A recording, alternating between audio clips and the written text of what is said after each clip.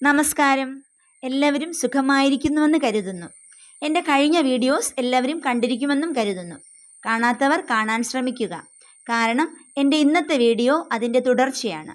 ഇന്ന് നമ്മൾ നോക്കാൻ പോകുന്ന ബൈബിൾ ഭാഗം ന്യായാധിപന്മാരുടെ പുസ്തകം 2-ാം അധ്യായമാണ്. അപ്പോൾ നമുക്ക് ക്ലാസ്സിലേക്ക് കടക്കാം. ഒന്നാമത്തെ ചോദ്യം. കർത്താവിൻ്റെ ദൂതൻ ഗിൽഗാലിൽ നിന്ന് എവിടേക്കാണ് പോയത്? ഉത്തരം ബോക്കിമിലേക്ക്. അത് ന്യായാധിപന്മാരുടെ പുസ്തകം 2-ാം അധ്യായം 1-ാം വാക്യത്തിലാണുള്ളത്. ചോദ്യം ഒരിക്കൽ കൂടി. കർത്താവിൻ്റെ ദൂതൻ ഗിൽഗാലിൽ നിന്ന് എവിടേക്കാണ് പോയത്? ഉത്തരം ബോക്കിമിലേക്ക്. രണ്ടാമത്തെ ചോദ്യം. തൻ്റെ കൽപ്പനകൾ അനുസരിക്കാത്തതിനാൽ കർത്താവ് ഇസ്രായേൽ ജനത്തോട് പറഞ്ഞത് എന്താണ്? ഉത്തരം, നിങ്ങളുടെ മുമ്പിൽ നിന്ന് ഞാൻ അവരെ പുറത്താക്കുകയില്ല. അവർ നിങ്ങളുടെ എതിരാളികളായി തീരും. അവരുടെ ദേവന്മാർ നിങ്ങൾക്ക് കെണിയാവുകയും ചെയ്യും. അത് 2-ാം അധ്യായം 3-ാം വാക്യത്തിലാണുള്ളത്. രണ്ടാമത്തെ ചോദ്യം ഒരിക്കൽ കൂടെ. തൻ്റെ കൽപ്പനകൾ അനുസരിക്കാത്തതിനാൽ കർത്താവ് ഇസ്രായേൽ ജനത്തോട് പറഞ്ഞതെന്താണ്?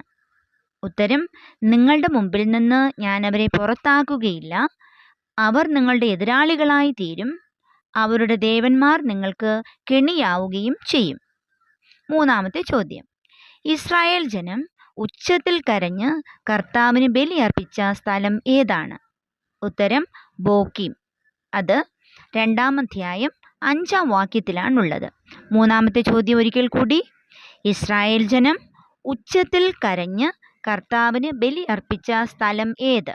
ഉത്തരം ബോക്കീം. നാലാമത്തെ ചോദ്യം. ജോഷുവയുടെ പിതാവ് ആരാണ്? ഉത്തരം നൂൻ. അത് 2-ാം അധ്യായം 8-ാം വാക്യത്തിലാണുള്ളത്. നാലാമത്തെ ചോദ്യം ഒരിക്കൽ കൂടി. ജോഷുവയുടെ പിതാവ് ആരാണ്? ഉത്തരം നൂൻ. അഞ്ചാമത്തെ ചോദ്യം. ജോഷുവ എത്രാമത്തെ വയസ്സിലാണ് മരിച്ചത്? ഉത്തരം 110. അത് 2-ാം അധ്യായം 8-ാം വാക്യത്തിലാണുള്ളത്. അഞ്ചാമത്തെ ചോദ്യം ഒരിക്കൽ കൂടി. ജോഷുവ എത്രാമത്തെ വയസ്സിലാണ് മരിച്ചത്? ഉത്തരം 110. ആറാമത്തെ ചോദ്യം. കർത്താവിൻ്റെ മുമ്പിൽ തിന്മ ചെയ്തുകൊണ്ട് ഇസ്രായേൽ ജനം ആരെയാണ് സേവിച്ചത്? ഉത്തരം ബാൽ ദേവന്മാരെ. ആറാമത്തെ ചോദ്യം ഒരിക്കൽ കൂടി. കർത്താവിൻ്റെ മുമ്പിൽ തിന്മ ചെയ്തുകൊണ്ട് ഇസ്രായേൽ ജനം ആരെയാണ് സേവിച്ചത്? ഉത്തരം ബാൽ ദേവന്മാരെ. അത് 2-ാം അധ്യായം 11-ാം വാക്യത്തിലാണ് ഉള്ളത്. ഏഴാമത്തെ ചോദ്യം. ഇസ്രായേൽ ജനം ഏത് ദേവന്മാരുടെ മുമ്പിൽ കുമ്പിട്ടാണ് കർത്താവിനെ പ്രകോപിപ്പിച്ചത്? ഉത്തരം ചുറ്റുമുള്ള ജനങ്ങളുടെ ദേവന്മാർ. അത് 2-ാം അധ്യായം 12-ാം വാക്യത്തിലാണുള്ളത്. ഏഴാമത്തെ ചോദ്യം ഒരിക്കൽ കൂടി.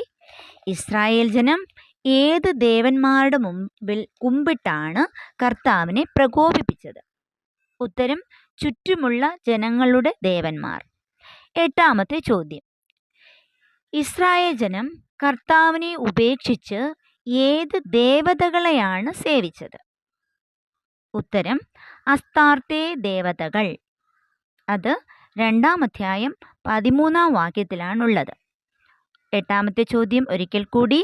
ഇസ്രായേൽ ജനം കർത്താവിനെ ഉപേക്ഷിച്ച് ഏത് ദേവതകളെയാണ് സേവിച്ചത്? ഉത്തരം അസ്താർത്തെ ദേവതകൾ. ഓക്കെ, നമ്മൾ ഈ ക്വസ്റ്റ്യൻ വായിക്കുമ്പോൾ നമ്മൾ ശ്രദ്ധിക്കുക. നമ്മൾ നേരത്തെ പറഞ്ഞ ഒരു ചോദ്യത്തിൻ്റെ ഉത്തരം ദേവന്മാർ, ബാൽ ദേവന്മാർ, ദേവതകൾ അസ്താർത്തെ ദേവതകൾ. ഒൻപതാമത്തെ ചോദ്യം.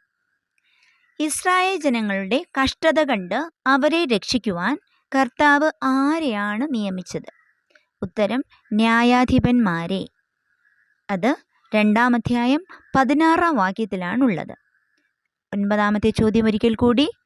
ഇസ്രായേൽ ജനങ്ങളുടെ കഷ്ടത കണ്ട് അവരെ രക്ഷിക്കാൻ കർത്താവ് ആരെയാണ് നിയമിച്ചത്?